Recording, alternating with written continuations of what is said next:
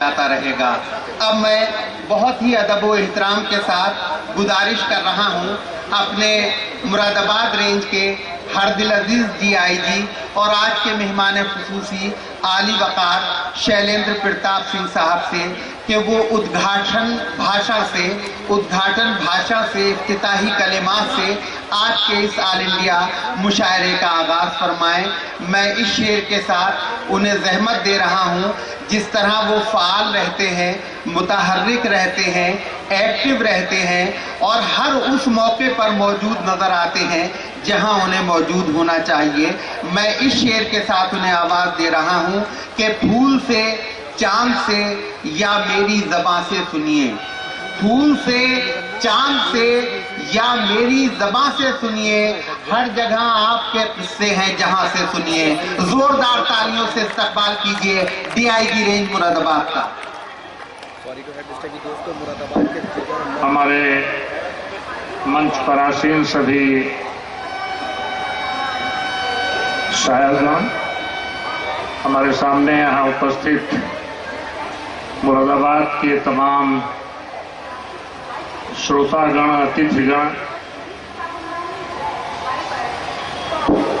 साथी अधिकारीगण, पत्रकार बंधुओं, देवियों,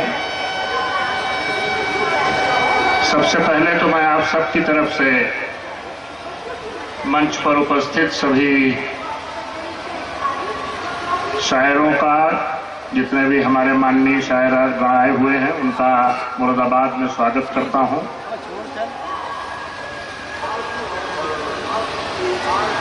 साहित्य, जैसा आप जानते हैं कि मानवता की विधा है और इस साहित्य में सबसे महत्वपूर्ण है कविता। धूमिल ने कहा है, कविता आदमी होने की तमीज है। इसलिए जब तक कविता जिंदा है, आदमी जिंदा है। जब तक आदमी जिंदा है, तब तक कविता जिंदा है। जहां तक उर्दू अदब की बात है, उर्दू अदब में भी गजल में जो सबसे महत्वपूर्ण है वो गजल की विधा है। गजल अरबी का शब्द है जिसका अर्थ है मासूक से बातचीत, लेकिन इसको अपने देश में, भारत में एक नए रूप में, एक नए कलेवर में, यहाँ की भाषा में कुछ शब्दों को ला करके इस तरह से पेश किया गया है कि एक नई चीज उर्दू बन के हमारे सामने खड़ी हो गई है। जब उर्दू गजल यहाँ नहीं आई थी, तब भी हिंदी में, हिंदवी में बहुत अच्छी गजलें होती थी। आप बोर न हो इसलिए मैं एक दो शेर आपको 13वीं शताब्दी के सुनाता हूं। शेख सरफुद्दीन का एक बहुत पुराना 13वीं शताब्दी का शेर है, हिंदवी में है। देखिए, कहीं भी कोई उर्दू का शब्द नहीं है कि सजन सकारे जाएंगे, नैन मरेंगे रोए। सजन सकारे जाएंगे, नैन मरेंगे रोए, और विधना ऐसी रैन कर भोर कभी ना हो। विधना ऐसी रैन कर भोर कभी ना हो। ये हिंदवी की गजल है, शेख सरफुद्दीन की 13वीं शताब्दी की, जब शुरुआती दौर की है। और आपको अमीर खुसरो की तमाम शेर गजल पता होंगी जो हिंदवी में है। मैं बानगी के लिए केवल एक शेर आपको सुनाता हूं कि खुसरो रैन सुहाग की, खुसरो रैन सुहाग की, जागी पी के संग, और तन मेरो मन पिया को, दोनों भय एक रंग। खुसरो रैन सुहाग की, जागी पी के संग। लेकिन फिर धीरे धीरे फारस से होते हुए गजल और उर्दू गजल इस देश में आती है। वली दक्कनी साहब इसके बाबा आदम हैं हमारे। मैं केवल उनका एक शेर मानगी के लिए आपके सामने इसलिए रख रहा हूं कि आप देखिए उसमें हिंदी के शब्द और फारसी के शब्द कैसे प्रयोग हुए हैं और कैसे उर्दू अदब में गजल ने हिंदुस्तान में कदम बढ़ाया है। सजन मुख सूतो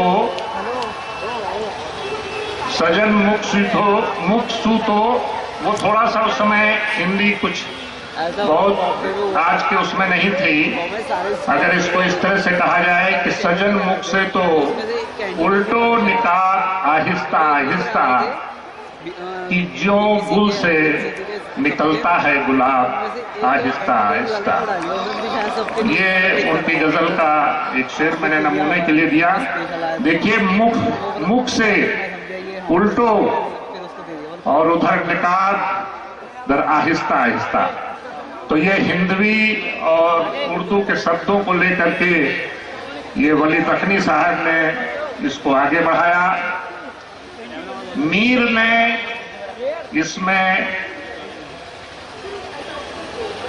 एक दिल की कह लीजिए गहराइयों तक इसको ले गए। एक दर्द इसमें ऐसा दर्द डाला कि आज भी वो हमारे लिए पोएट्री के बादशाह कहे जाते हैं, सुखन के बादशाह कहे जाते हैं। मीर के यहां जब आप देखेंगे पूरी मीर की पूरी पोएट्री में तो कभी भी मासूका के आगे उन्होंने कोई सवाल नहीं किया।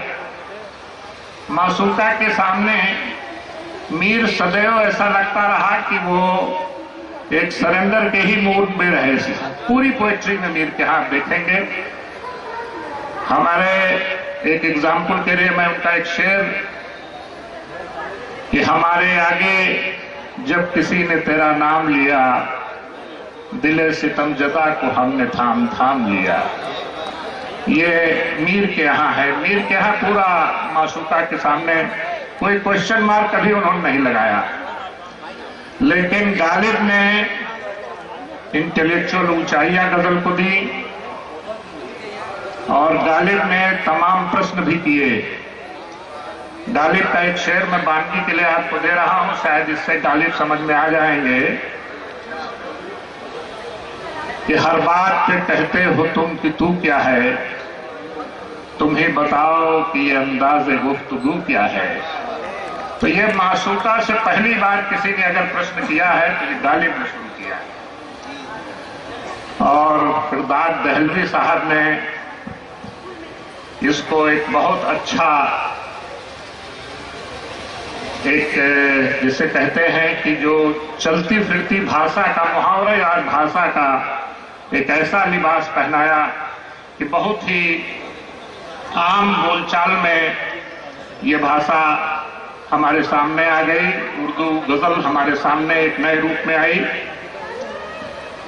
मैं आपकी इजाजत हो तो दाग का शेर पढ़ दूं।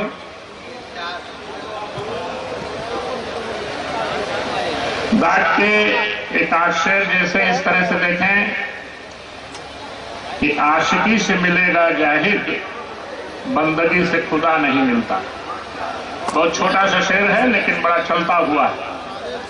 लेकिन एक रामपुर चूंकि बगल में है और रामपुर आए हुए थे, किसी से उनका कुछ ताल्लुक था, उन्होंने बुलवाया और वो नहीं आई। तो उनका एक शेर देखिए कि तू है हर जाई तो अपना भी यही तौर सही। ये दाग दहलवी है। तू है हर जाई तो अपना भी यही तौर सही, तू नहीं और सही और नहीं और सही। ये दाग दहलवी, मैंने बताया कि बड़ी मुहावरेदार भाषा, ये प्रयोग दाग दहलवी ने किया और गजल को कहीं तक पहुंचाया। खैर मैं बहुत समय ले रहा हूं, मैं केवल इतना बता दूं कि अब दुष्यंत कुमार ने गजल को लिखा कि जिसे मैं ओढ़ता बिछाता हूँ वो गजल आपको सुनाता हूँ। तो गजल तमाम अपने परिधान, अपने रूप, अपने कपड़े बदलती हुई विभिन्न रूपों में हमारे सामने आती है और मैं बड़े फख्र के साथ कहता हूं कि तमाम बहुत ही हिंदी के जो चाहने वाले भी हैं और बहुत हिंदी के जो एक तरह से बड़े कटिबद्ध हैं उसके लिए वो भी अपनी बात कहने के लिए उर्दू गजल का सहारा ले लेते हैं, गजलों का सहारा ले लेते हैं। आप बजट में ही देखिए, पार्लियामेंट में जब भाषण होता है तो लोग अपनी बात कुछ न कुछ शेर के ही माध्यम से कहते हैं। मेरा कहने का मतलब ये है कि ये हमारी जिंदगी का एक हिस्सा हो गई। आज हमारे मंच पर तरह तरह के शायर मौजूद हैं, बहुत अच्छे अच्छे शायर मौजूद हैं। ये आपको जैसा मैंने बताया है कि तरह तरह की शायरी सुनाएंगे, तरह तरह की गजलें सुनाएंगे। मैं आप सबकी तरफ से फिर से इनका इस्तकबाल करता हूं, स्वागत करता हूं और बहुत ही आपसे गुजारिश करता हूं कि खूब इनको पूरे एक मन लगा करके और पूरे अनुशासित ढंग से और पूरी तरह से जैसे कि इनसे जुड़ करके, उसमें बहुत अनुशासन में भी प्रॉब्लम हो जाती। अगर आप इनको दाद नहीं देंगे तो ये जुड़ेंगे नहीं आपसे। तो पूरा जुड़ करके इनसे पूरा लुत्फ उठाएं। ये बहुत अच्छी अच्छी गजल आपको सुनाएंगे। इन्हीं शुभकामनाओं के साथ मैं अपनी बात समाप्त करता हूँ। शुक्रिया, थैंक यू। बहुत बहुत शुक्रिया मोहतरम DIG साहब। आप सब अहले नज़र और अरबाब अदब ने देखा होगा कि किस तरह हमारे अदब नवाज और साहित्यकार DIG साहब गज़ल के इर्तिकाई सफ़र पर तफसील के साथ रोशनी डाल रहे थे।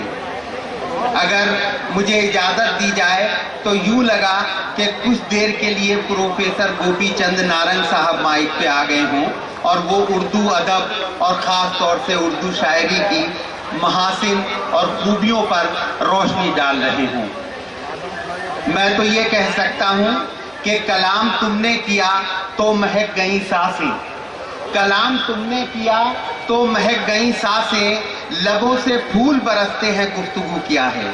जी ये चाहता था कि वो बोलते रहें और हम सुनते रहें, लेकिन वक्त की मजबूरी के सबब उन्होंने भी इख्तिसार से काम लिया और मैं भी इख्तिसार से काम लेता हूँ। लेकिन हाँ, ये ज़रूर है कि हमने आज मेहमान खुसूसी उस शख्सियत को बनाया है कि जो वाकई अदब से दिलचस्पी भी रखता है, अदब की मालूमात भी भरपूर है उन्हें और अदब पे बोलने का सलीका भी उन्हें आता है। मैं यही कह सकता हूँ कि करोड़ों साल से यूं तो है आदमी का वजूद, करोड़ों साल से यूं तो है आदमी का वजूद, निगाह फिर भी तरसती है आदमी के लिए। ऐसी शख्सियत अभी हमारे दरमियान लबकुशाई फरमा रही थी कबल इसके कि वो स्टेज से हटकर वहाँ सामने की सफ़ों में जाकर बैठे। मैं गुजारिश कर रहा हूँ बहुत ही अदब व एहतराम के साथ सिटी मजिस्ट्रेट सैयद निज़ामुद्दीन साहब से और प्रदर्शनी के सचिव यशराज सिंह साहब से कि एक खूबसूरत मोमेंटो, एक स्मृति चिन्ह इस मौके पर DIG साहब की खिदमत में पेश करें ताकि आज की ये यादगार शाम उन्हें हमेशा हमेशा याद रहे। आप लोग भी तालियां बजाकर इस लम्हे को और ज़्यादा बावकार बना दीजिए। बहुत बहुत शुक्रिया। और अब जब मेहमानान आएंगे उनका इस्तकबाल भी होगा, लेकिन अब मैं ये चाहता हूँ कि कशिश वारसी साहब भी DIG साहब की गुलपोशी करके उनका इस्तकबाल करें। और बहुत सही और मुनासिब वक्त पर ये प्रोग्राम इख्तिताम को पहुँचा है। हमारे आज के सदर मोहतरम